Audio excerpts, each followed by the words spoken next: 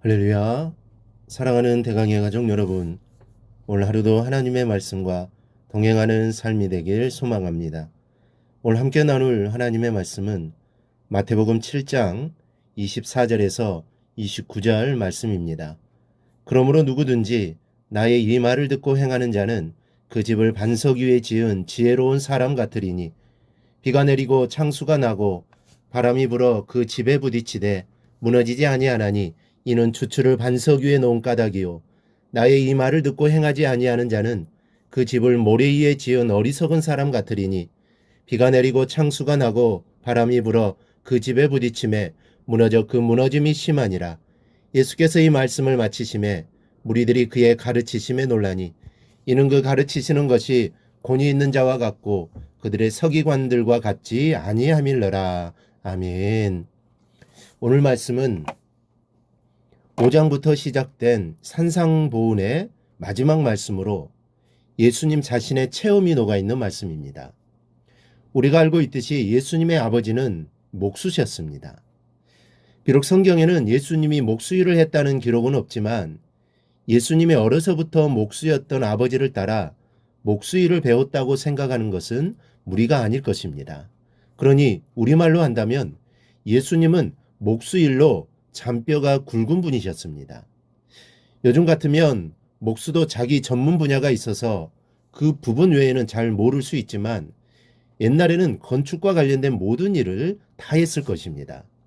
이런 이유로 예수님은 아마도 집을 짓는데 무엇이 중요하고 무엇을 먼저 해야 하는지를 잘 알고 계셨을 것입니다.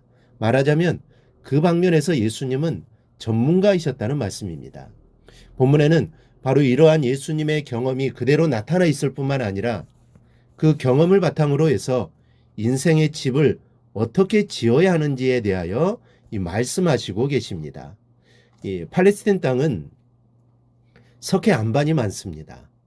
그래서 집을 지으려면 흙을 파내고 안반 위에 기초를 놓아야 합니다.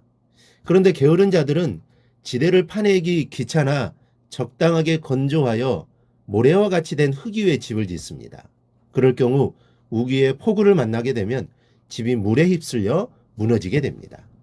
이를 예로 드신 예수님의 가르침에 의하면 인생의 집은 세상에서 우리가 기거하는 집처럼 반석 위에 지어야 하는 것입니다. 여러분, 우리 신앙도 마찬가지입니다. 이 기초가 든든해야 올바른 성장도 이 축복도 얻을 수 있습니다. 그렇다면 신앙의 든든한 기초가 무엇이겠습니까? 바로 주의 말씀을 의지적으로 순종하고 실천하는 것이 신앙의 이 기초입니다. 즉 아브라함처럼 하나님이 가라 하면 아멘하고 산설고 물설은 가나안 땅으로 가는 것이 신앙의 기초가 든든한 신앙입니다. 그래서 사무엘 선지자는 제사보다 순종이 중요하다는 명언을 남긴 것입니다. 하나님에 대한 지식은 신앙의 집의 뼈대고 찬송과 감사의 고백은 신앙의 집의 장식물과 같습니다. 그러므로 하나님께 대한 지식도 찬송과 감사도 중요합니다. 그러나 가장 중요한 것은 순종입니다. 순종은 신앙의 기초이자 가장 배우기 힘든 신앙학교의 커리큘럼입니다. 또 가장 중요한 신앙의 요소이기도 합니다. 여러분, 귀신들이 그리스도를 보고 무엇이라고 고백했습니까? 하나님의 아들이여 우리와 당신과 무슨 상관이 있나이까?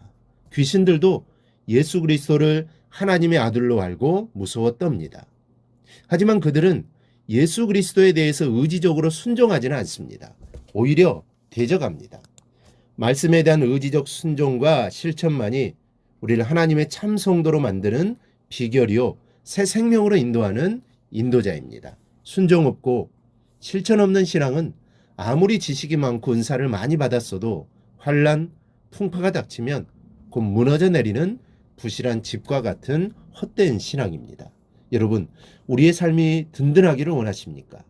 적은 말씀이라도 순종하고 미미한 사랑의 일과 선행이라도 실천하십시오. 그것이 신앙의 기반을 든든하게 만드는 이 공사라는 사실을 아시기 바랍니다. 그러나 여러분, 이 집을 짓는다고 다 같은 집일까요? 똑같은 재료를 가지고 요리했는데도 사람에 따라 음식이 맛있기도 하고 맛이 없기도 하는 것처럼 집도 그렇습니다. 하나님께서 우리에게 동일한 건축 자재인 말씀을 주셨지만 다 같은 인생을 살고 다 좋은 집을 짓는 게 아닙니다. 오늘 말씀 그대로 반석 위에 지은 집처럼 튼튼한 집을 짓는 사람이 있는가 하면 어리석게도 모래 위에 집을 짓는 사람이 있습니다. 말씀을 거부하고 자기 뜻대로 살고 하고 싶은 것 다 하다가 결국은 지옥에 갈 사람이 있다는 말씀입니다. 오늘 성경은 이런 사람의 최후를 비가 내리고 창수가 나고 바람이 불어 그 집에 부딪힘에 무너져 그 무너짐이 심하니라고 표현합니다. 여러분, 설교나 성경 공부를 통해서 말씀을 듣거나 대하는 것은 하나님으로부터 건축 자재를 공급받아 집을 짓는 일과 같습니다. 그러나 이렇게 겉모습은 집을 짓고 있는 것 같은데 실제로는 지옥으로 향하는 길을 닫고 있는 사람이 있습니다. 사람이 볼 때에는 예배에 참석하고 있으니까, 말씀을 듣고 있으니까 저 사람은 별 문제가 없으려니 생각될 수가 있습니다. 하지만 듣고 끝나면 그 사람에게 무슨 유익이 있습니까? 공사 현장에서 벽돌 들고 가만히 서 있는데 집이 저절로 지어지는 것 여러분은 보신 적이 있습니까?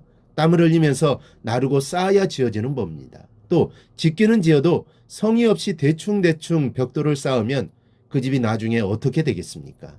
비바람이 몰아쳐서 무너질 때 그런 집을 짓고 사는 자신이 죽습니다. 여러분, 바로 이런 것을 인과응보라고 하고 제 무덤 제가 팠다고 하는 것입니다. 그러니 결과를 예측해서 행동해야 합니다.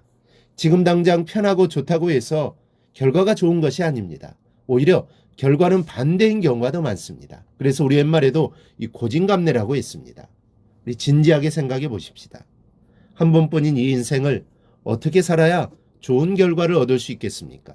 고생이 되더라도 하나님의 말씀대로 예수님의 가르침대로 살아야 만족할 만한 결과를 얻게 될 것입니다. 오늘 하루 이런 자세로 살아 바람 같은 시험, 창수 같은 심판을 견딜 수 있다는 사실을 마음속에 새기며 사시기를 바랍니다. 그리하여 오늘 우리의 삶이 천국에서의 영생으로 나타날 수 있게 되기를 주님의 이름으로 축원합니다. 오늘 묵상한 말씀을 굳게 잡고 삶으로 실천하며 살아내는 대강의 모든 성도들이 되기를 축복합니다.